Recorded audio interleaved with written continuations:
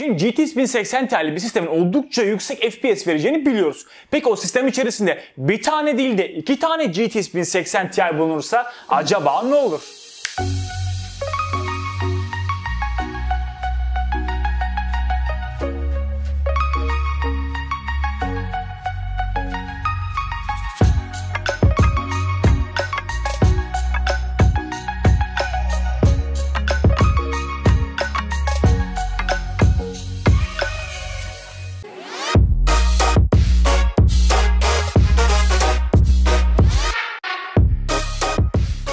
Şimdi bugün HP'nin oyuncu ekipmanları ve oyuncu cihazlarına vermiş olduğu isme sahip Omen by HP kategorisinin 880-100 NT isimli 2 tane aslanlar gibi GTX 1080 Ti barındıran gerçek bir canavara yakından bakacağız. Bu sistemin bize sunmuş olduğu canlı oyun performansına geçeceğim. Ama öncelikle bakalım bu cihazı canavar yapan özellikler nelermiş? Yani burada HP bize Omen'da neler sunabiliyor, bunlara bakalım.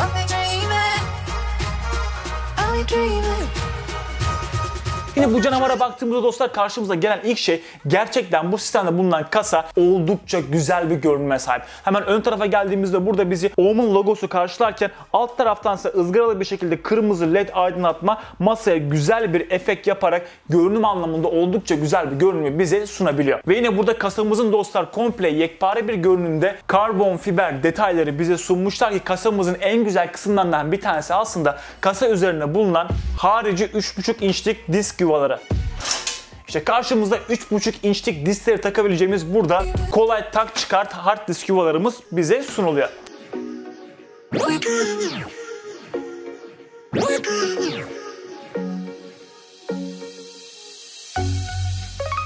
Giriş çıkış ürünlerine baktığımızda burada bize bir tane SD kart okuyucumuz, onun üstünde ise Type-C 3.1 USB alanımız bulunurken onun bir üstünde ise 2 tane yine USB 3.0 Type-A tipinde kırmızı portlarımız bulunuyor ve onun bir üstünde ise kulaklık ve mikrofon jacklarımız bize sunulurken kasamızın dostlar bir tane tepe kısmında taşıma kolu bulunuyor. Şöyle kaldırabilirim de aslında. Ve kasamızın aslında bir tane de burada kapağı bulunmakta. Bu kapağı dostlar hemen arkadaki bulunan iki yönlü kilit mekanizması sayesinde rahatlıkla dışarıya doğru çıkartabiliyorsunuz. Ve kapağı geri aşağı indireceğim. Şimdi kasa içerisine baktığımızda burada bizi abi çeken iki tane 1080 Ti bulunuyor. Bizi 4K'da 60 FPS'i bırakın 70 FPS 80 hatta birazdan canlı oyun testi yapacağız ve 4K'da daha önce hiç görmediğimiz FPS'leri göreceğiz. Ve yine burada ekran kartlarımızın dostlar hemen köprü bağlantısında ise yine HP'nin kendine ait Omen yüksek band genişliği sunan SLI köprüsü bize sunulmuş. Ve sistem içerisinde Nvidia ekran kartının bulunması da oldukça güzel. Çünkü biz bu sayede Nvidia'nın bize sunmuş olduğu Experience yazılımı, Ansel yazılımı gibi birçok teknoloji dostlar bu Omen bilgisayarımızın içerisinde kullanabiliyoruz. Ve Experience sayesinde biz ekran kartımızın driver'ını sürekli güncel tutabileceğimiz gibi yine buradaki Experience yazılımı kendini günümüz oyunlarına göre dostlar optimize edebiliyor. Bu da bize yüksek bir performansı oyunlardan almamıza imkan tanırken Ansel sayesinde biz yine oyun içerisinde oyundan kopup bağımsız olarak oyundan kareler çekmemize imkan tanıyor. Yine Nvidia'nın teknolojilerini anlatan birçok nedir videomuz bulunuyor. Açıklama kısmına ben onların linkini bırakacağım. Siz orada Nvidia'nın teknolojilerinin hangileri ne işe yarıyormuş diye merak ederseniz de yine açıklama kısmında bulunan linkten oradaki videolara erişebilirsiniz. İşlemci kısmına geldiğimiz zaman ise bu canavarın oyun performansını coşturacak. Hatta bugün piyasaya baktığımızda oyun performansı anlamında en güçlü işlemci hangisi? 8700K. İşte burada overclock edebileceğimiz 8700K'mız bulunuyor. 8700K'ya baktığımızda bugün çok rahat bir şekilde 4.7 GHz'e kadar kendini turbolayabiliyor. Ve yine anakartımızın HP'nin kendine ait Z370 anakart olmasıyla birlikte biz buradaki işlemcimizi rahatlıkla overclocklayabileceğiz. Yani burada bize varsayılanla sunulan performansı biz overclock sayesinde rahatlıkla daha tepeleri taşıyabileceğiz ki buradaki işlemci çok basit hamlelerle 5 GHz'de rahatlıkla çalışıyor. Hatta burada ben overclock'la uğraşamam diyenler için HP'nin kendi bilgisayarla birlikte bize sunulan Omen Command Center yazılımı bulunuyor. Bak buradan Command Center'a giriyoruz. Burada bizim ekran kartı sıcaklığımızı, işlemci sıcaklığımızı ve yine burada RAM'lerimizin kapasitesi hakkında bilgi verirken hemen en altta bulunan overclock kısmına geldiğimiz zaman ise burada biz rahatlıkla tek bir hamleyle işlemcimizi overclocklayabiliyoruz. Oldukça güzel. Burada işlemcimiz yine HP'nin kendine ait sıvı soğutmasıyla geliyor. Buradaki sıvı soğutmaya baktığımızda borular oldukça kalın ve yine burada radyatör monitör kısmında ise oldukça büyük, geniş bir fan bulunuyor. Bu fan sayesinde biz buradaki işlemcimizi serin bir şekilde çalıştırabileceğiz. Şimdi buradaki oyun performansını geçin. Biz buradaki işlemciye baktığımız zamansa bile hani 6 çekirdek, 12 thread ve 5 GHz'e kadar rahatlıkla çıkartabileceğimiz için biz burada render anlamında bile kelimenin tam anlamıyla coşabileceğiz.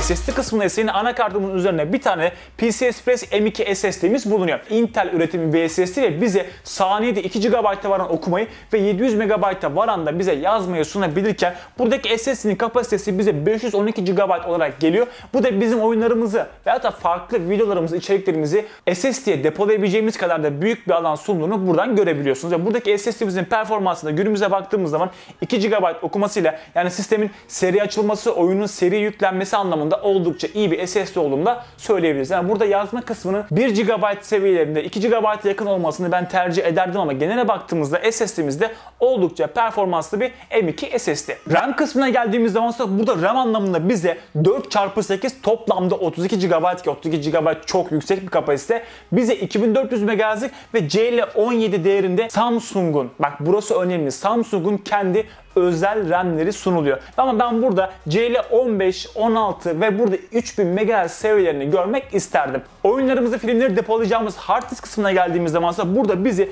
2 tane Seagate'in 2 TB'lık 7200 RPM hızına dönen de hard diski bizi karşılıyor. Yani biz burada totalde tam 4 TB'lık 7200 RPM hızına dönen de hard diski sistem içerisinde görebiliyoruz. Şimdi power supply kısmına geldiğimiz zaman sistem içerisinde bulunan aslında en güzel parçalardan bir tanesi de power supply.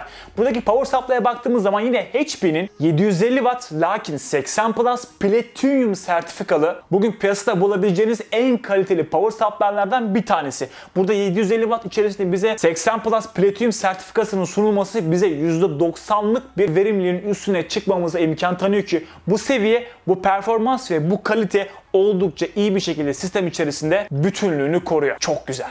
Ve hava sirkülasyonu anlamında ön taraftan içeriye doğru hava alan bir tane fanımız bulunuyor ve bu fan arkada bulunan sıvı soğutmanın kendi egzoz fanıyla içerideki sıcak havayı dostlar dışarıya tahliye etmenize de sistem bütünden imkan tanıyor. Tüm bunlara ek olarak sistemde Wi-Fi AC ve Bluetooth 4.2 bulunurken ek olarak sistem içerisinde yine bir tane de DVD yazıcımız bize sunuluyor. Şimdi ben susuyorum. Omen by HP 880-100 N'nin içerisinde bulunan SLI GTX 1080 Ti oyunlarda performansını konuştursun.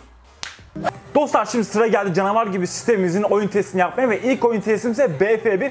BF1'e baktığımız zaman 95 FPS'leri görüyorum. Böyle yüzleri zorluyoruz ve ayarlara geldiğim zaman çözünürlük olarak 4K çözünürlükteyiz ve oyunun bize sunmuş olduğu en yüksek grafik ayarı olan Ultra'dayız ve biz şu anda BF1'de 4K çözünürlük ve Ultra grafiklerde abi yüzlere vuracağız ya. Efsane bir şey.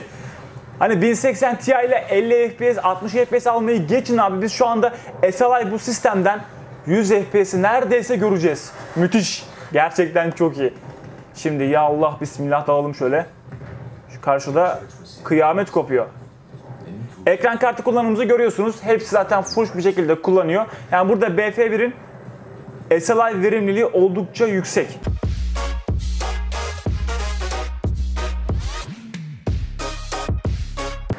Abi şu çevrenin güzelliğine bakar mısın ya? Şu patlasın bir. Bak patlamaya bak şimdi bak. Efektler çok güzel ya. Şimdi buradan devam edelim. Lan kimse yok. Heh. Kaç.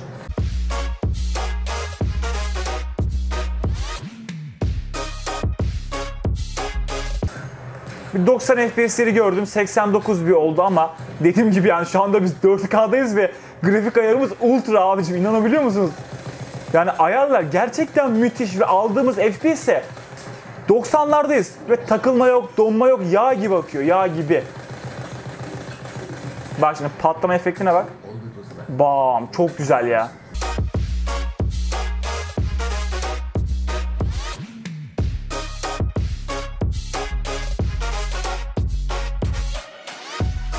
Kiliseyi aldık. Şu anda biz BF1'de 4K'da ultra grafiklerde, bak 4K ultra grafiklerdeyiz. Abi 90 FPS'lerde geziyoruz ya. Gerçekten müthiş. İsterseniz BF1 testini burada sonlandıralım ve son oyun testimize geçelim. Ve son oyun testimizde Rainbow Six Siege. Yani Rainbow Six Siege online oyunlardan, işlemci özellikle çok yoran oyunlardan bir tanesi. Biz şu anda 4K çözünürlükteyiz. Gördüğünüz gibi ve ayar olaraksa ultra grafiklerden oyunun bize sunmuş olduğu en yüksek grafik ayarınızla bakalım oyun içinde biz kaç FPS alacağız. Hızlı bir şekilde oyuna geçelim. Ve dostlar oyuna başladık ve şu an iç alandayız ve 87 FPS'lerdeyiz. Böyle 90'ları vuruyor muyuz? Vurduk. 95 oluyor. Ve şu anda ekran kartımın sıcaklığına baktığımız zamansa 70 derecelerde falan dolaşıyor ama bu 80'lere kadar çıkabilir. Çünkü buradaki ekran kartımızın tasarımı blower fan tasarımı. Yani referans kart tasarımı olduğu için ekran kartımızın ısınması oldukça olağan ama sıcaklık değerlerine baktığımızda hatta ben beğendim buradaki değerleri. 75 derece referans kart tasarımına sahip ekran kartları için oldukça iyi değerler. Şuraya bir tane kuracağım. Reis çık bakayım. Çık. Buraya bir tane klon attım.